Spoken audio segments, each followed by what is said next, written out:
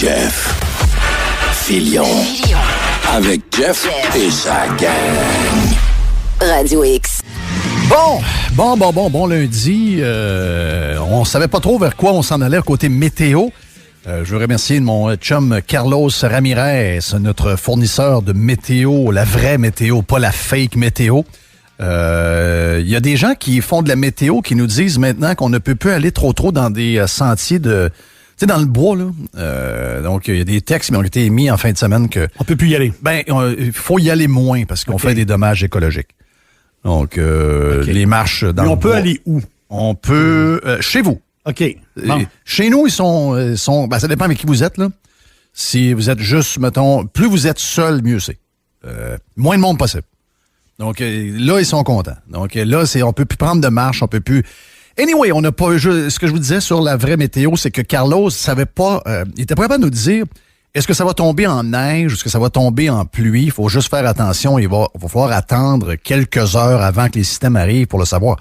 Et la preuve, c'est que le marché de Québec, le marché où on est, puis bon, plus vous allez vers Trois-Rivières, moins c'était proche, mais plus vous êtes vers Québec, plus vous allez vers Charlevoix, plus vous montez dans les montagnes vers le Saguenay, etc., donc vers le parc des Laurentides, ben, on était à la limite de la pluie et de la neige. Donc, on a juste vous dire qu'on a passé proche d'avoir un lundi poche, pas à peu près, d'avoir, passé le week-end quasiment à pelleter de la neige parce qu'on était à 1 degré d'avoir 10 fois plus de quantité de... Parce que, donc, 25 mm, c'est du 10 pour 1 souvent. Donc, ça veut dire qu'on aurait eu 25-30 cm au cours de la fin de semaine. On aurait eu un 10 vendredi. On était proche également du point de congélation. Donc, c'est du positif. C'est que je sais que Jerry aime la neige. Oui. Mais on a eu de l'eau. Je sais que c'était moche. Je sais que c'était pas la plus belle fin de semaine. Mon barbecue est parti à voler, moi.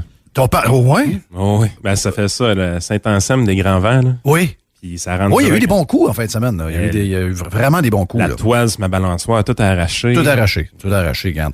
Donc, mais ce que je veux vous dire, c'est que ça aurait pu être pire. On aurait pu avoir les deux pieds dans la neige, comme certaines régions du Québec ont en ce moment du 25-30 avec les vents qu'on avait. Ça aurait été le bordel et on aurait eu un drôle de lundi. Je comprends. On est dû pour un bon week-end. On a été gâtés du niveau température des 4-5 dernières semaines. Donc, ça va revenir tranquillement, pas vite.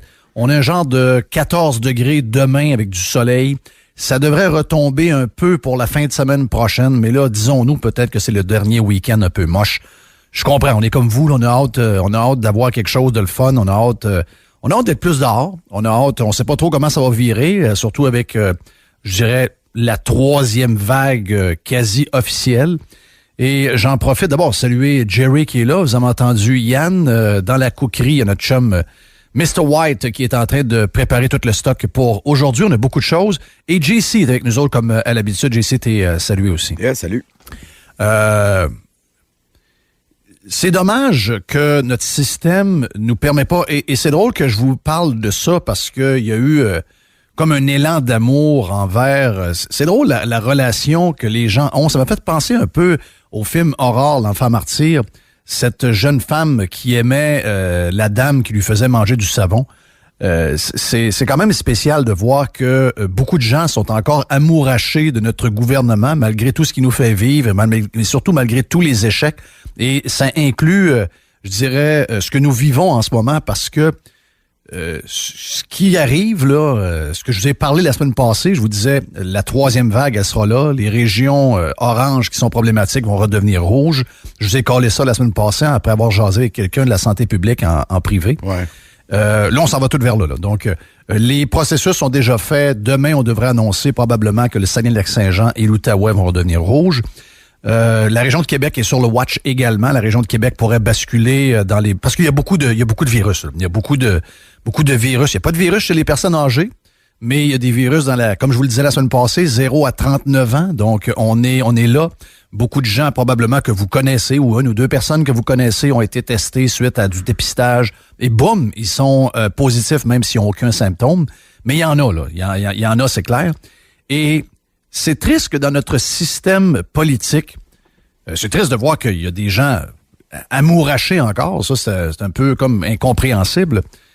Parce que la 3e vague risque de nous mettre dans le trouble parce que nous sommes qui nous sommes. C'est-à-dire que pendant qu'on s'occupait des touristes Tata, là, dans le temps des fêtes, notre premier ministre du Canada, qu'on devrait avoir dans un genre de geste, de méthode qui nous permettrait de lui rappeler que ce gars-là n'a plus sa place comme PM du Canada, un genre de recall, ben lui, ce que nous vivons en ce moment, ce que l'Ontario et le Québec vivent, c'est en grande partie sur les épaules du premier ministre du Canada, qui, lui, écoutait les provinces qui étaient complètement ailleurs dans leur préparation, parce que vous savez qu'on n'a pas rien changé. Les hôpitaux sont pas plus prêts qu'ils étaient. Il n'y a rien de prêt en ce moment. Mais on était sur les touristes Tata pour faire plaisir à TVA, pour faire plaisir aux journalistes.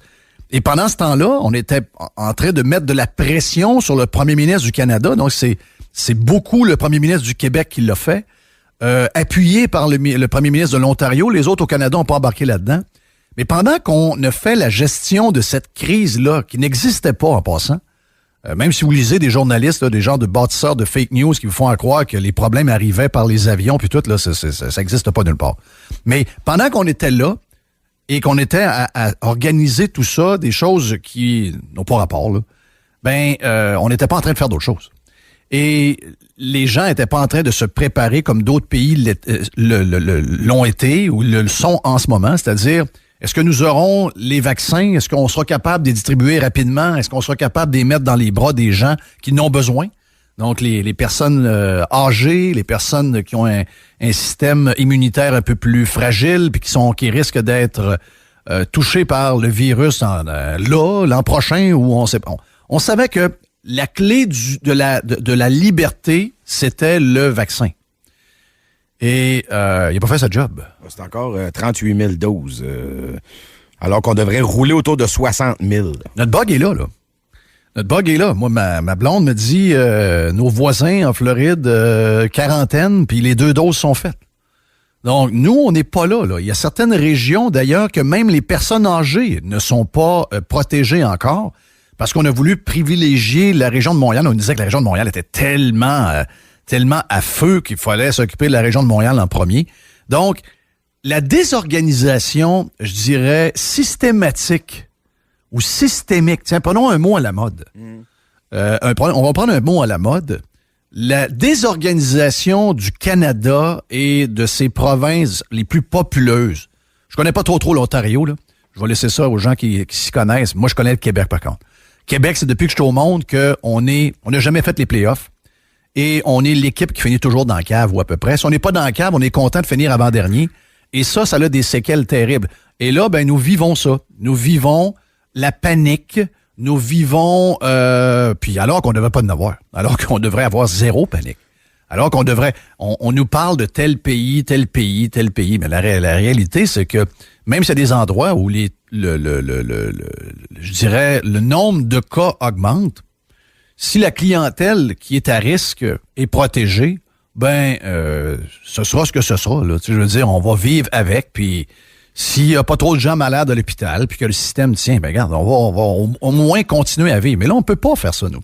Non, on peut pas faire ça parce que on s'est pas préparé, parce qu'on est un des pires pays. On a été 58e, on est monté dans le 40, 42, 43. On fait pitié. Si on se compare même à des pays qui sont, aux yeux de plusieurs, des pays de cul, on fait vraiment, vraiment, vraiment pitié. Donc, cette troisième vague est gracieuseté de ceux que vous aimez beaucoup. Donc, je sais pas nos auditeurs, mais en tout cas, beaucoup de Québécois aiment beaucoup Justin Trudeau. Et beaucoup de Québécois, on l'a vu en fin de semaine lors du cri du cœur du premier ministre, beaucoup de Québécois et de Québécoises aiment M. Legault. Mais la troisième vague, si on vous embarque dans vos maisons, puis si on ferme les restaurants, ce sera en grande partie pas de votre faute. On va vous faire semblant que c'est vous. On va vous faire semblant que vous êtes indiscipliné, que vos enfants le sont, etc. Encore. Oui, on va encore tomber là-dedans. On va encore tomber là-dedans. Moi, je pense que ce discours-là tient de moins en moins la route parce qu'on voit que il y a des endroits dans le monde qui sont beaucoup plus libres que nous, puis les chiffres sont dans les mêmes courbes que nous, puis ça fait partie de leur réalité. Nous, on essaie de se sauver, de se cacher, et en faisant ça, on s'immunise pas.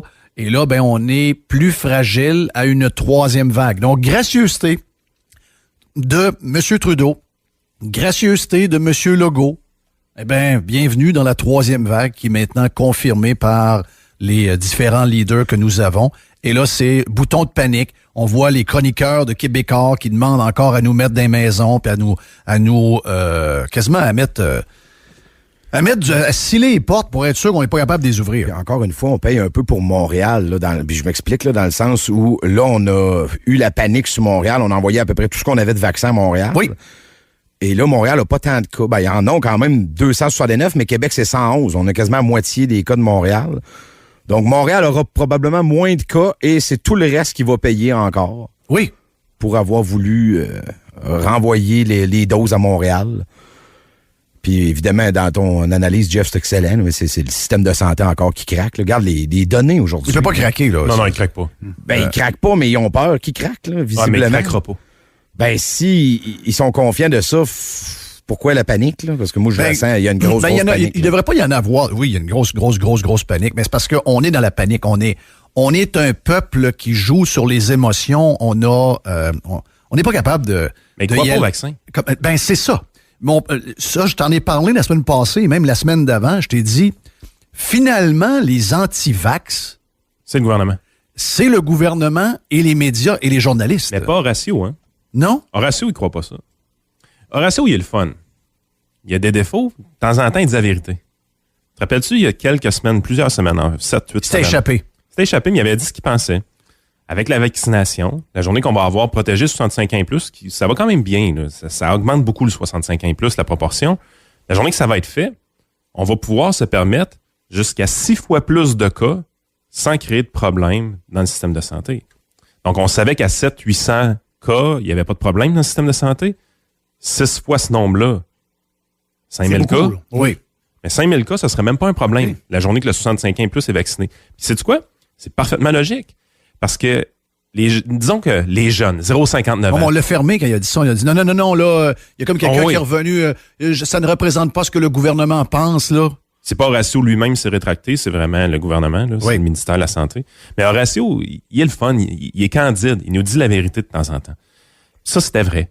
Parce que, dis-toi une affaire, 0,59 ans, là, c'est 80% des infections depuis le début de la deuxième vague. Là. 80% des infections.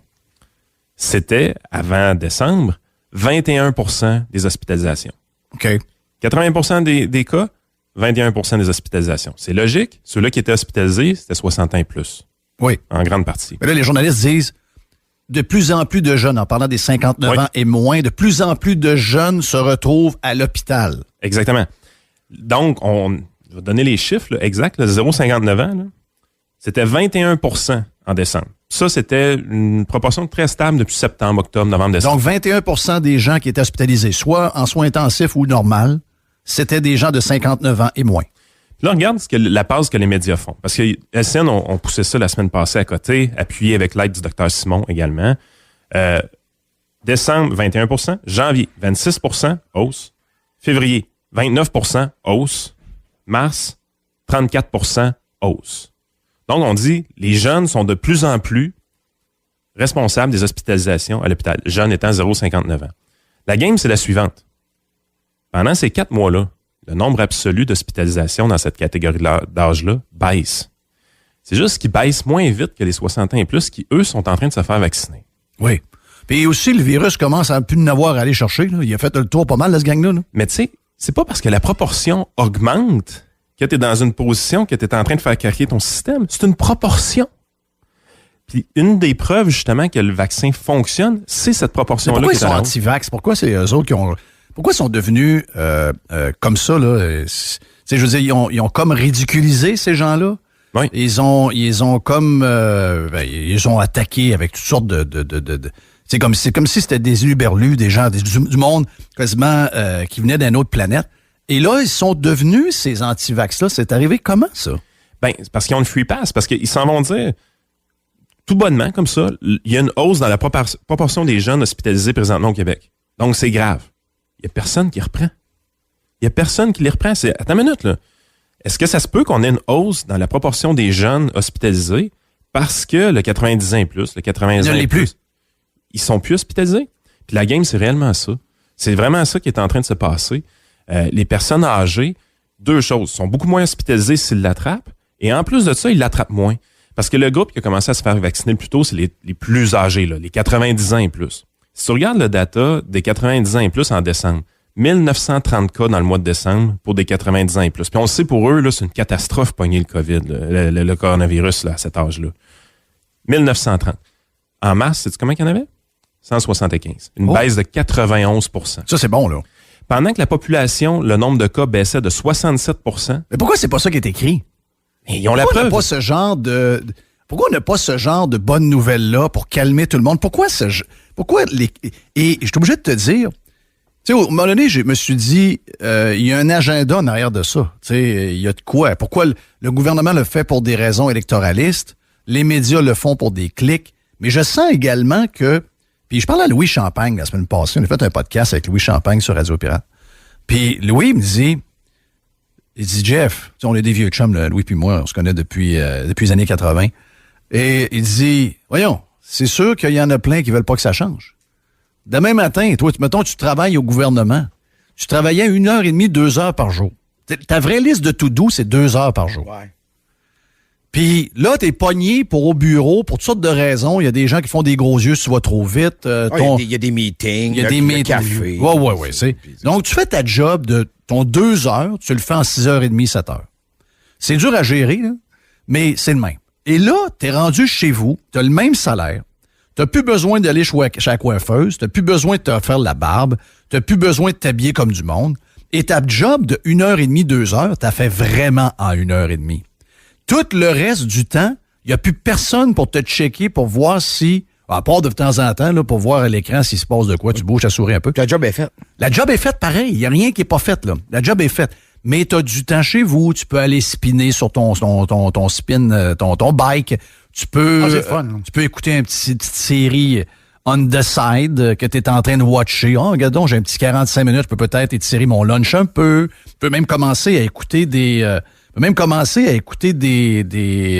soaps. Ah, faire ton lavage, puis tes Pourquoi pas? affaires. Oui, Fait que le soir, t'es tranquille. Une petite sauce à spag, une petite sauce rosée on the side. Tu sais, il dit, c'est ça, là. Il dit, c'est humain. C'est pas anormal d'être de même, là.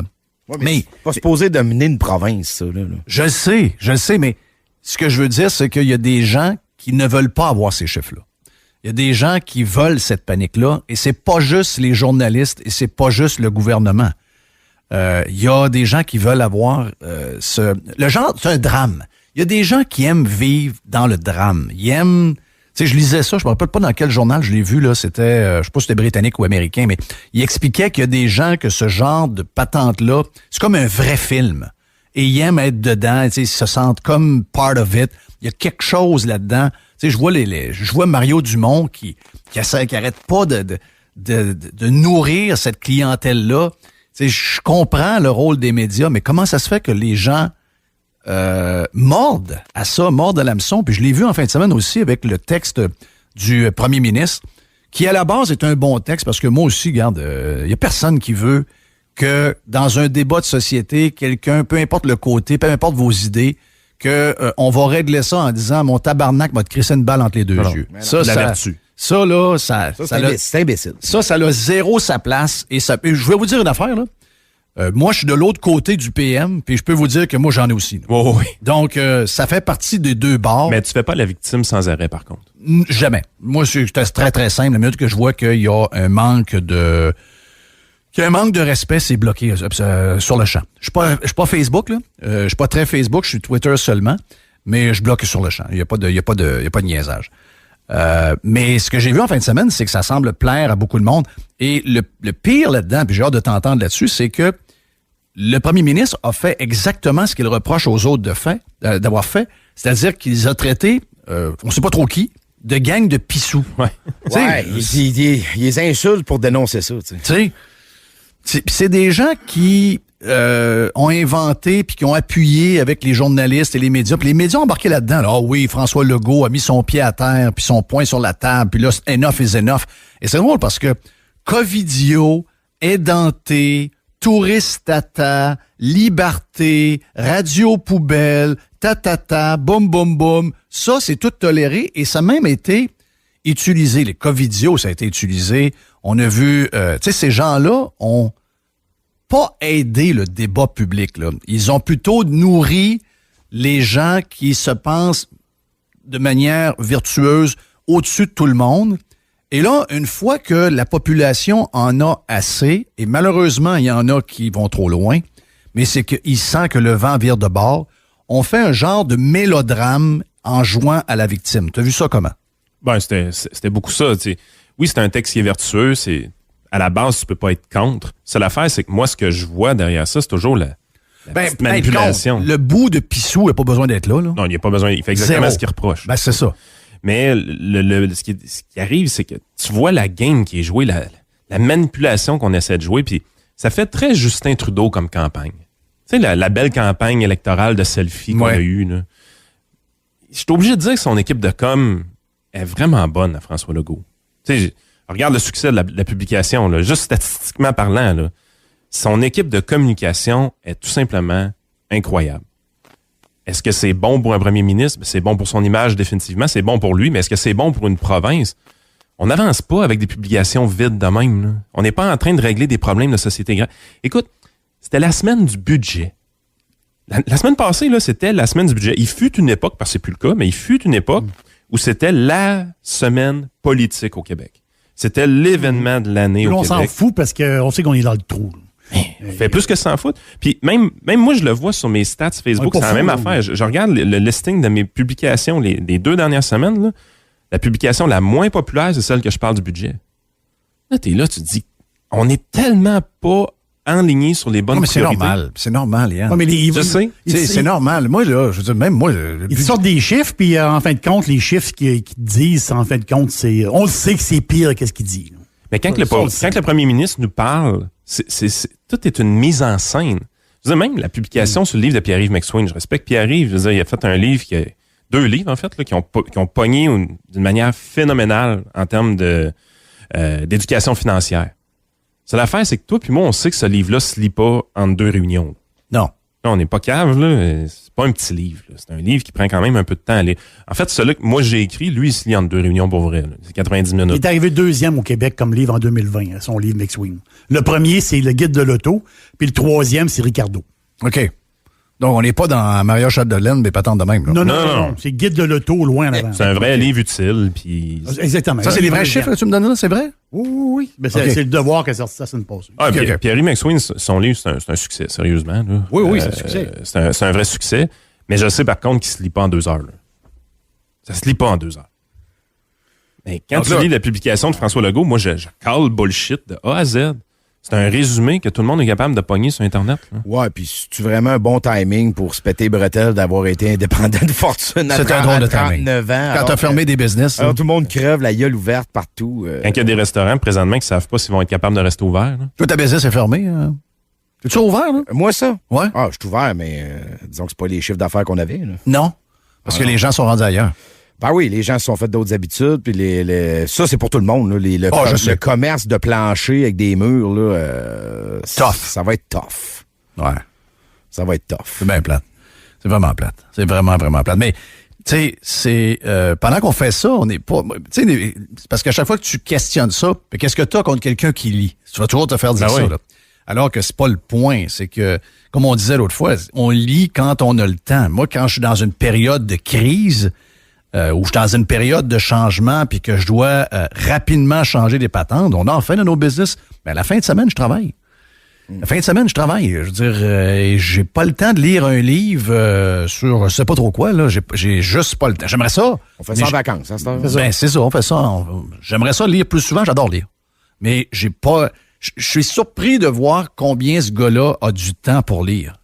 Il y a tellement de problèmes à régler, je comprends pas. Tu sais, il a l'air d'un gars à retraite. Moi, j'en connais pas des boss d'entreprise que leur business est sur le bord de partir, puis que là, tu l'appelles, puis tu dis, bon, on fait quoi? Ben là, je me prends un break, je suis en train de lire un livre, là, je te reviens tantôt. C'est parce que le feeling qu'on a tout le temps, là, c'est que c'est quelqu'un dans son équipe de com qui l'a lu le livre. Oui, c'est le feeling qu'on a. C'est le feeling, puis quand je dis c'est fake, moi, je trouve que c'est très fake. Les publications de François Legault en fin de semaine, là, c'est pas le François Legault qu'on voit en conférence de presse. C'est pas le même gars. C'est parce que c'est pas lui qui les écrit. Ça vient pas de lui. Je le sens, je le détecte. Est-ce que lui s'engage à dénoncer ceux qui vont traiter les gens de tous les noms aussi. Là. Est-ce que ça va marcher, cette intervention-là du premier ministre? Non. Parce qu'on a vu les gens de son côté. Là. Je vais le répéter. Là. L'équipe journalistique qui travaille pour le PM traiter les gens qui font des manifestations d'édentés. Les covidios. Il y en a, là, regarde, c'est à pu finir, là. Mais est-ce que ça, c'est les pissous, les covidios, les touristes tata, les complotistes, les édentés, les climato-sceptiques, les suiveux de radio-poubelle, les amants de la liberté? Est-ce que ces gens-là, la haine, c'est fini pour eux? Non. Ou c'est juste de l'autre bord? Non, ça a tout été justifié, en fait. En mettant le mot pissou dans sa publication, il vient comme encourager ça. Là. Tout le monde le comprend. OK, c'est ça qu'il a fait. Donc, il a légitimé le droit à sa gang pro-confinement que eux veulent pas avoir de mots durs, ils veulent pas se faire challenger sur les réseaux sociaux, puis on continue à dire, ça c'est important, on continue à dire que si vous voulez avoir un impact, vous pouvez pas, là, oubliez ça, vous pouvez pas utiliser des termes violents, vous pouvez pas... Puis il y en a qui sont peut-être malades, il y en a qui ça file pas. Il y en a beaucoup. Il y en a, je sais qu'il y a beaucoup de gens qui filent vraiment, vraiment, vraiment pas. Mais quand vous écrivez quelque chose, vous avez pris un verre de vin, n'importe quoi, pensez vraiment à ce que vous écrivez. Puis savez-vous quoi? Votre impact est zéro. Si vous écrivez un commentaire positif puis constructif, moi j'en écris toujours. J'en écris au PM. Quand tu fais des tweets, j'y réponds au PM. Mais je le fais avec respect. Le seul mot dur que j'utilise régulièrement, c'est qu'il nous a menti. Ça, il faut qu'il vive avec ça, parce qu'il le fait plus qu'une fois. Puis, je pense qu'il est mal conseillé. Je pense que, tu sais, toi, tu dis que son équipe de com est bonne, mais moi, je pense que les gens qui le tiennent au courant, des fois, on voit que il a pas l'air... Je comprends que dans sa journée, il fait beaucoup de choses. Là. Il lit des livres en masse, il y a des réunions, pas de masque. Je comprends ça, mais je veux dire, des fois, tu te rends compte qu'il y a de l'info qui arrive on the side, puis cette info-là a été mal vérifiée. Mais malheureusement, c'est lui qui a dit, c'est lui qui a l'air de faire les mensonges. Donc moi, c'est le terme le plus dur que je vais utiliser parce que c'est arrivé plus qu'une fois. Mais le reste, toujours dans le respect. Pour n'importe qui, que ce soit quand on jase, quand vous... Hier, j'ai un médecin qui m'a écrit en DM, un médecin qui est très connu, qui m'appelait Filion. Tu sais, on se connaît pas, j'ai jamais parlé. Il dit, excuse-moi, c'est une habitude que j'ai, je t'appelle Filion. Wow. C'est un gars de TV, là. C'est un gars qu'on voit à TV. Moi, j'ai resté, puis j'ai donné le téléphone à ma blonde après, puis j'ai dit, regardez en discussion que je viens d'avoir avec tel médecin. Elle dit, my God, comment tu fais pour rester poli comme ça? Mais moi, je pense qu'elle les déstabilise, parce que 4 fois après, elle me dit, oh, merci, excuse-moi d'avoir été impoli, Moi, je vous le dis, la meilleure manière de rentrer la patente dans bullseye quand vous voulez avoir un impact dans un message et de réussir, c'est de ne pas répondre à ces gens-là. C'est pas répondre, parce qu'on est attaqué, là, on est attaqué continuellement, on se fait traiter de tout et non, on se fait traiter de pas intelligent, on se fait traiter de complotiste, de ci, de ça. C'est la raison pourquoi il n'y en a pas beaucoup de notre bar aussi. Ben oui, parce que le message passe bien. Parce que le hit est fort, là, tu sais, sérieusement, moi je l'ai senti, tu sais, tu m'as passé de hebdomadaire à quotidien à Radio X. Oui. C'est un pas, là, que tu m'as fait faire. J'en reviens pas à la quantité de messages que je reçois, là. Quand j'étais hebdomadaire, j'étais un no-name, oui. Le monde m'écrivait pas. Là, c'est intense. Là. Tu te ramasses même sur la clique du plateau. C'est quand même quelque chose. Du monde, ils n'ont pas rien compris de ce que tu as dit en passant. Là. Ça faisait assez... ça faisait pas bright, là. La gang n'est pas allumée ben. Mais, regarde, moi, c'est ce que je veux savoir. C'est ce que je veux savoir que c'est un temps nouveau. Est-ce que ça veut dire que les gens comme nous qui questionnent... Parce que là, lui, il a coupé Radio X, là. Lui, il a coupé la pub à Radio X. Là. À date, on est quasiment, là, quand tu regardes la façon qu'on parle des chiffres, là, on est quasiment le média présentement qui est le plus positif face à la campagne de vaccination du Québec. Oui. Puis, et on se fait ramasser d'ailleurs. Ouais. On se fait ramasser par une petite gang. Là. Mais t'es là, tu te dis, attends une minute, là. On nous dit, François Legault nous dit, là, notre passeport pour la liberté, c'est le vaccin. Ouais. Ben, Christy, ils sont même pas capables de croire assez au vaccin pour venir fermer la trappe immédiatement à ceux-là qui veulent un 3e confinement. Moi, j'aimerais ça voir François Legault dire, attendez, là, je sais que les cas vont monter. On s'attend que dans les prochaines semaines, les cas vont peut-être même dépasser 2 000 à 3 000. Pression, là. C'est ce qu'il a fait un peu la semaine passée, mais là, il met de la pression qu'il peut plus faire ça. Mais il faut qu'il fasse là, avant que ça monte. Toujours concernant cette lettre-là, est-ce que le respect, quand M. Legault demande du respect, est-ce que le respect pour lui, c'est d'être... docile, Est-ce que c'est de traiter le monde de pissou? Est-ce que c'est de confiner le monde? Est-ce que c'est de couper la publicité à une radio qui le questionne? Est-ce que c'est de mentir souvent sur des faits qui sont reliés à la science ou quelque chose pour garder la peur? Parce que, veut pas, dans le contexte où les gens réagissent, puis, tu sais, souvent on a vu les Québécois un peu endormis. On a vu les Québécois, on pouvait leur faire n'importe quoi, puis ils encaissaient. Là, actuellement, on sent qu'il y a une partie de la population québécoise qui est éveillée et qui trouve qu'elle a une vie misérable. La question que j'ai pour Monsieur le Premier ministre suite à son texte, et je te pose également cette question-là, puis tu me diras si... est-ce que lui nous respecte? Écoute, je pense Parce que les décisions qu'il a prises dans le passé, entre autres pour beaucoup de monde, je sais qu'ils vont utiliser ce qu'ils ont fait en fin de semaine pour barrer des commentaires et barrer des gens sur Facebook. Je leur pose la question, est-ce que lui, il nous respecte? Parce que dans une société, puis c'est comme ça partout ailleurs dans le monde, il y a des gens qui embrassent tout ce que le gouvernement dit. Il y a des gens qui sont pas à la même place. Il y a des gens qui sont plus debout que d'autres. Il y a des gens qui fightent pour leurs droits. Ça existe dans toutes les sociétés normales. Mais à date, tous ceux qui ne sont pas des moutons du gouvernement, je sens un manque de respect. Oui. Il a demandé le respect ce week-end. Est-ce que lui va donner, et son équipe et ses alliés, est-ce qu'ils vont donner du respect aux gens qui ne comprennent pas tout ce qui se passe? Depuis le début, ce qu'on remarque de François Legault, c'est qu'il manque énormément de leadership parce qu'il est incapable de gouverner pour tous les Québécois. Il ne fait que gouverner pour ses électeurs. Puis son groupe d'électeurs a changé dans cette crise-là, by the way. Là. Ouais. Les X qui l'ont élu, maintenant, c'est barré à vie plus 100 ans. Oui. Là, j'ai vu en fin de semaine là, sur mon Facebook, j'ai vu que c'est des péquistes qui ont voté péquistes à la dernière élection qui maintenant félicitent M. Legault. Ouais, il a ramassé pas mal le bassin du PQ. Oui. Pas le meilleur bassin. Là. Il n'y avait pas il restait pas bien de monde là-dedans. Mais il ne fait que gouverner que pour la prochaine élection. Depuis trop longtemps, en fait, dans cette crise-là. Puis moi, c'est son plus gros défaut. OK, donc là, tu es en train de me dire que le call du respect en fin de semaine, c'est envers eux. Oui. Et on doit leur faire confiance, jamais questionner ce qu'ils disent, mais le retour d'ascenseur, moi, j'aurais pas de respect, de penser différemment d'eux autres. Les gens, les Québécois qui marchent dans la rue avec des enfants, etc., on parle de millions de Québécois. Est-ce que donc ces millions de Québécois-là n'auront pas le respect du PM?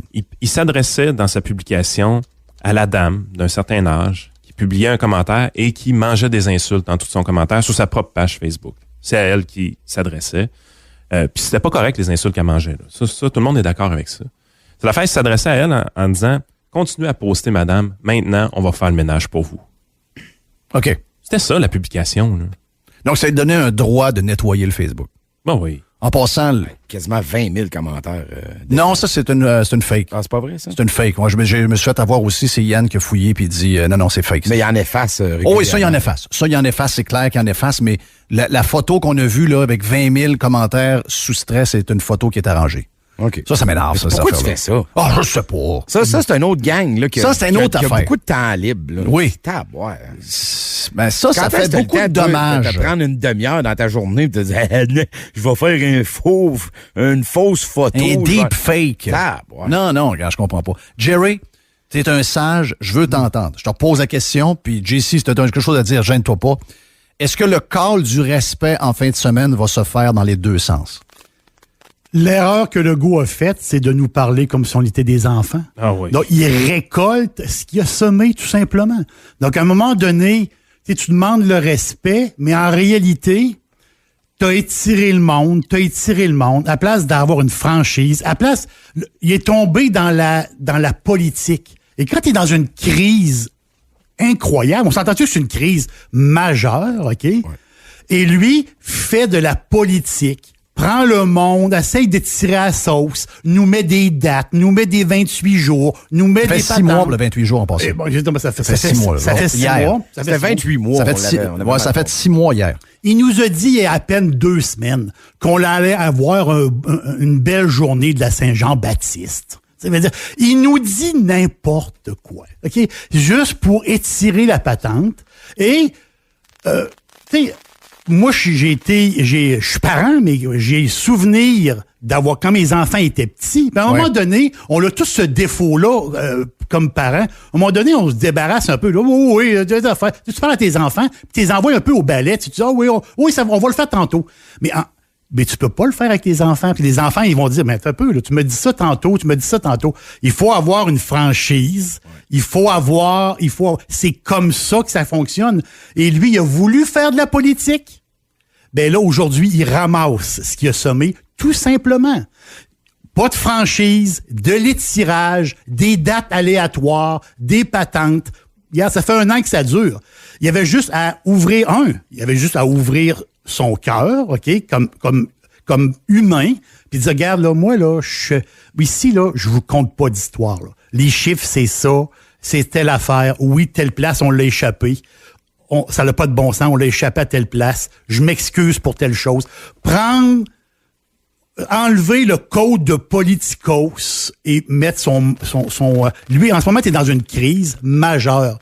Et si tu te fais pas réélire, mais tu vas avoir fait ton devoir comme humain de parler à ton peuple. Il l'a pas fait. Puis là, en ce moment, il se sent un peu esselé de son bord.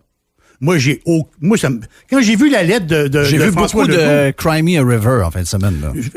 Et voilà. Donc, quand j'ai vu sa lettre à François Legault, moi, je me suis pas dit une seconde, « Oh, ouais, c'est vrai. Hein. » Non. D'accord, les bullshit. Tu as semé, tout le temps, c'est pas le bon mot. Ça explique pas des commentaires du tout dégueulasses. Non, si t'as des menaces, Jeff, m'excuse, t'appelles la police. Là. On s'entend-tu, là? C'est ça, c'est intolérable. Mais que les gens soient pas d'accord, puis des fois, ils ont pas trop la twist pour dire des affaires. Ça, je peux comprendre aussi. Faut être capable d'en prendre, tes premiers ministres, quand même, là, tu sais. Mais, et vouloir... Trump s'en est fait dire pas mal, c'était comme permis, ça. Oui, ça, c'est terrible. Écoute, historiquement, là, on n'aime pas le gouvernement. Moi, de mon côté, j'ai jamais aimé le gouvernement. Là. J'ai jamais été pâmé devant un gouvernement. Là.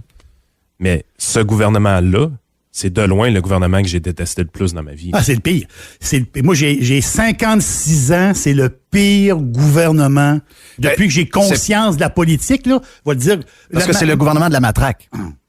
Moi, je pensais que le gouvernement matraque, c'était ailleurs, pas chez nous.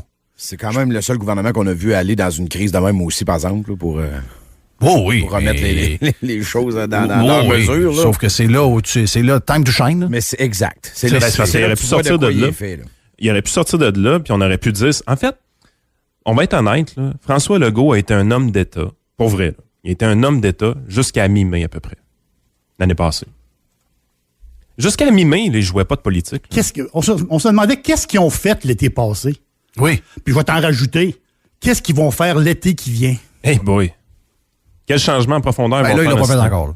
Non, ils feront rien. C'est ça qui est triste. Et voilà. C'est qu'il n'y a rien, il n'y a pas de changement. On continue. On continue comme si on sait que c'est tout croche. Tu sais, je veux dire, moi, à un moment donné, il y a un tuyau qui pète, sacrément. On va changer la plomberie au complet plus que ça arrive. Y a-t-il des personnes âgées présentement en dehors de Montréal qui sont pas vaccinées? Oui, il y en a. Il y en a, bon, c'est ça. Je peux pas t'en dire des affaires jusqu'à demain matin. Puis là, monsieur est en train de lire un livre. Là. Non, tu lis pas de livre. Tu rouvres ton cœur, tu parles à ton peuple. Puis c'est aussi simple que ça. Là. Puis s'il faut s'excuser pour des choses, tu le fais. Oui, ça c'est pas arrivé. Il s'est donné 100% à Jerry. Quand tu es dans une crise majeure, il n'y a plus de politique. Là, on va à l'essentiel. La politique, t'en feras plus tard. T'en feras dans 1 an et demi, 2 ans avec tes histoires. Quand tu dis qu'il n'y a plus de politique, là, pour François Legault, là, c'était plus d'opposition. Ça a été ça, lui, dans sa tête, ne plus faire de politique. Oui, c'est ça. C'est-à-dire, plus de position. Là, il faut que tout le monde on marche ensemble. Là, non, c'est pas ça, là, François. Là. C'est la division. Écoute. Non, c'est une catastrophe. Regarde. J'ai un genre de petit breaking news. Je le retiens depuis tantôt parce que la discussion était bonne, là, mais il y a eu il y a Frank Gariepi qui nous a envoyé des images ce matin sur notre discussion Messenger de station. Là. Les centres de testing débordent le matin. C'est bien plein. Et là, on a reçu un avis du séminaire Saint-François. Eux autres, ils ferment. Il y a eu 4 cas positifs en fin de semaine. Il avait décidé de juste bloquer les classes où c'est arrivé, mais il y en a eu 12 autres qui se sont ajoutés aujourd'hui. Donc, ils ont décidé de fermer l'école carrément, de renvoyer les écoliers à la maison. Ouais, toutes les écoles vont être passées. Fait que je pense qu'il y a une petite vague de jeunes qui ont le nez qui coule le matin. Là. Le pire, c'est qu'ils n'ont même pas le nez qui coule. Un petit mal de gorge. Ben, ils n'ont pas grand-chose. Ils ont été en contact, il faut qu'ils aient testé. C'est ça. Donc, quand tu es en contact, ils vont tester. Si tu testes, ils vont en trouver plein. Puis, tu sais, des fois, les gens sont là, ils se disent, pourquoi les gens, ils vont autant se faire tester? C'est tout à cause des enfants. Oui. Ton enfant, il... Oh, et ce matin, là, Colbert, c'est ça, là. C'est tout relié. C'est depuis très, très, très tôt ce matin, d'ailleurs, là. C'est loadé. Ça déborde jusqu'à l'autoroute depuis un matin, là. Donc, ça, c'est la minute qu'arrive une école, tu es obligé de tout le monde, tous les étudiants, plus les membres de la famille des étudiants, tout le monde. Donc, il arrive une école, mettons, tu as une école de 600 personnes, c'est probablement 2000 personnes qu'il faut y aller tester. Puis, il va en trouver, là. Tu sais, des gens qui sont, c'est quoi? J'ai parlé avec quelqu'un, t'étais là, Jerry. J'ai parlé avec quelqu'un de la santé publique. Elle me dit, c'est plus que 90% des gens en ce moment qui sont asymptomatiques. Donc, c'est problématique, nous. Non, moi, je pense que c'est assez évident en termes de cas, le train est parti. Hospitalisation, je doute qu'on va remonter si haut que ça, sérieusement. Oh, ben ça, regarde. Je veux pas te dire, là, ça, c'est la patente que je sais pas, mais si je me fie à ce qu'on nous a dit, puis si on regarde ce qu'on est rendu, en principe, les personnes âgées ont au moins une dose. Donc, c'est pas tout le monde. C'est sûr qu'il y a certaines régions, tu sais, le Saguenay-Lac-Saint-Jean n'a pas de dose. C'est sûr qu'il y a certaines régions qui sont à risque parce que s'il reste encore des gens dans la clientèle plus vieille qui n'ont pas ce qu'il faut pour se protéger, ben là, on va être dans le trouble tantôt. J'ai plein d'auditeurs qui m'écrivent, des parents de 75, 73, 80, 85, puis ils vont être vaccinés fin mai. J'ai dû fin avril. Ça, j'en ai plein de ça. J'en ai eu plein. Début juin. Oui. 1er mai ici, 78, 75 ans. Ben regarde, je reviens à la conclusion La conclusion, c'est celle du départ. Cette troisième vague-là est commanditée par Justin Trudeau et François Legault. Ah oui. On était défocusés. On n'a pas préparé le système de santé depuis le printemps. Ça, on n'a pas rien fait. On n'a pas... écoutez, on a fait un deal avec les Chinois pour les vaccins. On était tellement sur Trump. Ah, Trump, il dit qu'il va y avoir un vaccin avant la fin de l'année. Tu parles d'un maudit fou. Il dit n'importe quoi. Au plus tôt septembre 2021, maudit menteur. 3 jours après l'élection. Quelle est la nouvelle? Les vaccins sont prêts. Wow!